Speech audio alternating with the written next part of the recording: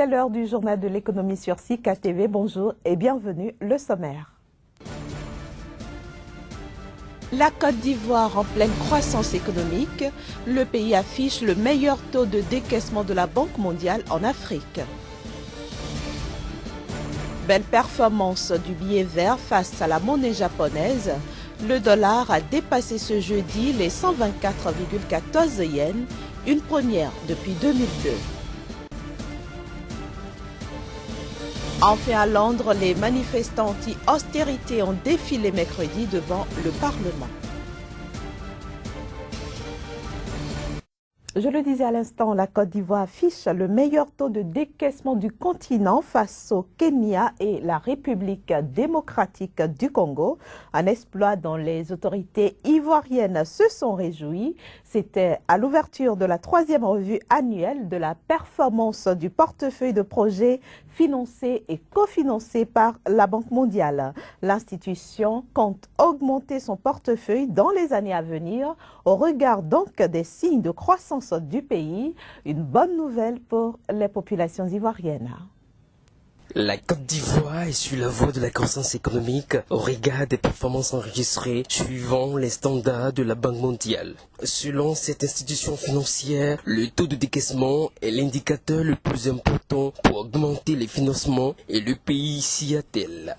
Le décaissement est donc un paramètre essentiel. Plus il est élevé, plus la santé du portefeuille est meilleure.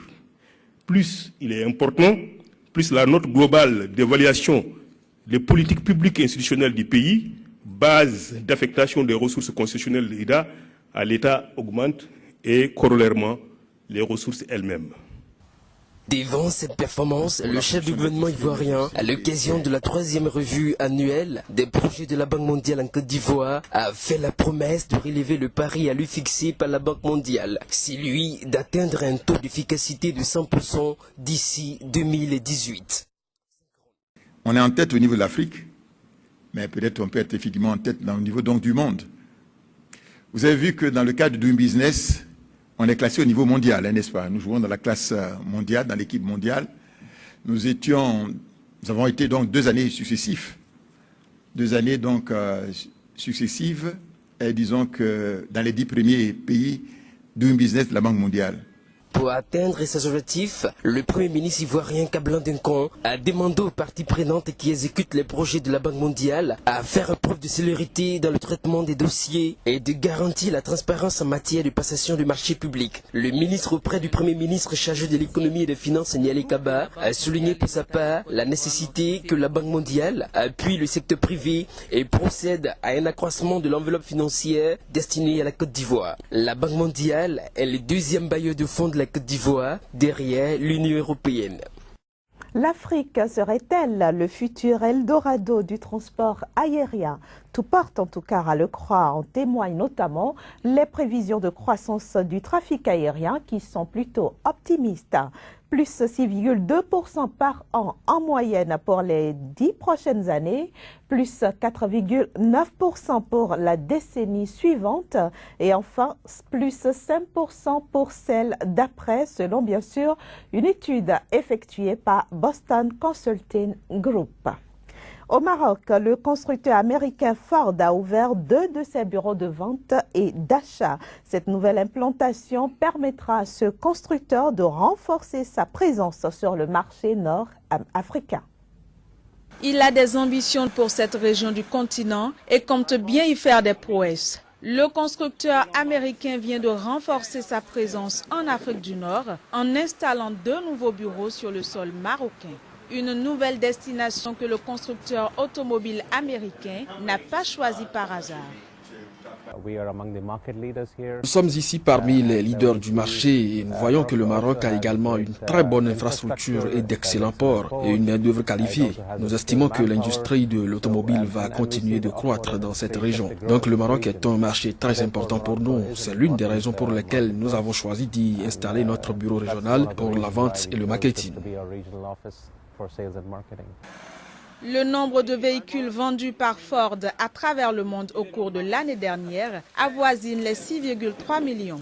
D'ici 2020, le constructeur atteindra une croissance d'au moins 20% avec plus de 9 millions d'exemplaires vendus. Si sa présence dans la région MENA reste modeste jusqu'ici, avec quelques 200 000 ventes dont près de 10 000 au Maroc, Ford envisage de lancer bientôt de nouveaux modèles sur le marché marocain où le principal constructeur est à ce jour Renault-Nissan qui accapare près de 40% des ventes. Pour la première fois depuis fin 2002, le dollar a dépassé ce jeudi le niveau des 114,14 yens, un niveau suscité par l'espoir d'un relèvement des taux de la Réserve fédérale américaine, ce qui contraste bien sûr avec la politique d'assouplissement monétaire de la Banque centrale du Japon. Précisons que peu avant 12 h à Tokyo, soit à 3 h GMT, le billet vert est monté jusqu'à 124,25 yens, renouant ainsi avec des niveaux inédits en 12 ans. Des manifestants anti-austérité ont défilé mercredi à proximité de la résidence du Premier ministre à Londres et devant le Parlement. Ces manifestants ont profité de ce que la reine Elisabeth II présentait le programme du nouveau gouvernement dans son traditionnel discours annuel. Elisabeth II prononce le discours de la reine, cérémonial fastueux lors duquel elle dévoile le programme législatif du gouvernement conservateur de David Cameron. Le projet phare est cette fois-ci le référendum sur le maintien du Royaume-Uni dans l'Union européenne que David Cameron a promis d'organiser au plus tard à la fin 2017 à l'issue d'une phase de renégociation des conditions d'appartenance de son pays au groupe des 28. Mais le projet a rencontré une ferme opposition jusque dans les rangs conservateurs et le gouvernement se contentera d'évoquer à ce stade une consultation sur le sujet. Autre sujet polémique, un programme économique comprenant des coupes à hauteur de 12 milliards de livres par an dans les dépenses sociales.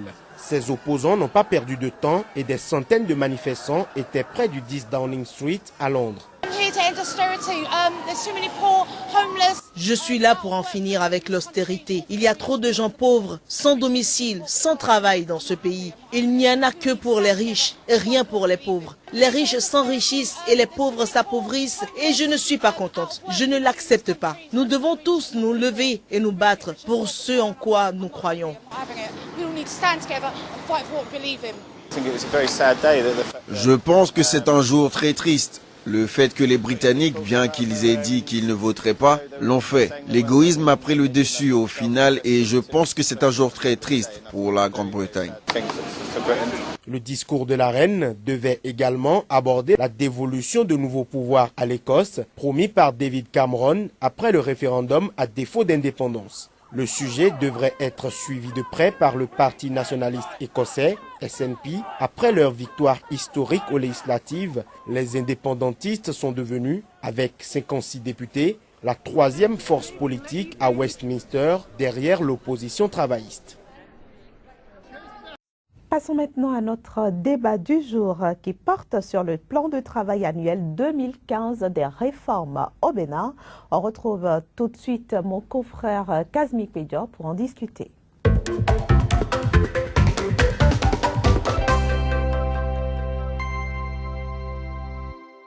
Kazmi Pédior, bonjour. Bonjour Inès. Merci d'être au rendez-vous. Tout le plaisir pour moi. Alors, l'unité de gestion de la réforme des finances publiques, qu'est-ce que c'est ? Il faut dire que c'est une unité, une cellule, je dirais micro, placée sous la responsabilité du ministère en charge des finances, à savoir le ministère de l'économie et des finances, des programmes de dénationalisation. Cette unité-là est placée depuis 2005 au sein de ce ministère et assure la coordination des réformes au niveau des finances publiques pour une gestion beaucoup plus axée sur les résultats. Et cette unité vient justement d'élaborer son plan de travail annuel 2015. Quels sont les objectifs? Il faut dire que 2015 est une année un peu spéciale pour cette unité parce que 2014, décembre 2014, les partenaires techniques et financiers, notamment l'Union européenne, s'est désengagée sur un certain nombre de plans. Et donc, pour ce budget élaboré qui s'équilibre à environ 2,11 milliards de francs CFA, le budget national va y contribuer à hauteur des 2 tiers, soit environ 398 milliards de francs CFA, et le reste sera l'apport extérieur. Alors, pour 2015, l'unité a retenu pas mal d'actions. Déjà, l'unité s'inscrit dans la continuité de tout ce qui a été déjà entrepris dans le cadre des réformes au niveau des finances publiques, mais surtout la correction de tout ce qui a été retenu en décembre 2014 dans le cadre de l'évaluation des finances publiques au Bénin. Par ailleurs, il y a aussi des réformes communautaires telles que le système intégré au niveau de l'UEMOA qui serait cette année mise en application, et donc l'unité s'inscrit aussi dans cette démarche-là. Et comme je le disais tantôt, c'est la première fois d'ailleurs que cette unité va faire face, l'État, le budget national va faire face à la gestion, au fonctionnement de cette unité. Donc c'est un défi, c'est des objectifs un peu difficiles pour l'unité de gestion. Des objectifs qu'on peut relever ou pas? Oui, des objectifs qu'on peut relever parce que lorsque vous vous engagez dans une certaine réforme, quand vous êtes un État sérieux, quand vous avez acquis votre souveraineté et vous défendez l'intégrité de votre territoire, il va falloir faire face à un certain nombre de dépenses telles que par exemple les réformes en la matière. Les réformes depuis 2005 ont prouvé leur efficacité sur les régies financières, à savoir le trésor public, la douane et les impôts. Et donc, l'État aujourd'hui devrait quand même de pouvoir financer la totalité du budget de cette unité-là. Donc, je pense que nous avons la capacité, l'État béninois a la capacité de faire face à ces réformes et devrait commencer par voler de ses propres ailes parce qu'après 10 ans, d'accompagnement des partenaires techniques et financiers, vous avez vu quand même faire. Donc aujourd'hui, on peut dire que l'enfant a grandi, l'enfant a 10 ans et peut prendre son envol et assumer par lui-même sa souveraineté financière, si j'ose parler ainsi. Mais de manière concrète, qu'est-ce que le Bénin gagne avec ces réformes? Oui, le Bénin gagne en ce sens que l'ancien système qui était là et puis ça évoluait comme ça, sans contrôle, sans suivi, et bien depuis 2005, on a quand même noté au niveau des recettes, par exemple, au niveau de la douane, qu'il y a des réformes dont, par exemple, l'informatisation de l'administration douanière. Vous avez le logiciel Sidonia++, par exemple, qui a été intégré au niveau de la douane et qui aujourd'hui a prouvé son efficacité.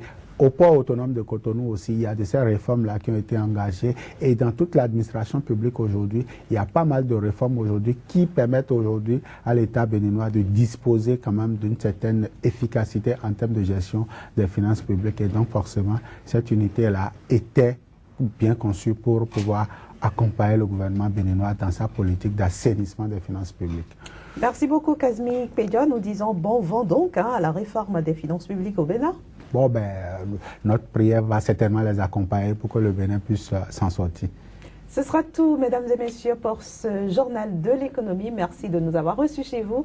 On se retrouve demain avec le même plaisir. Au revoir.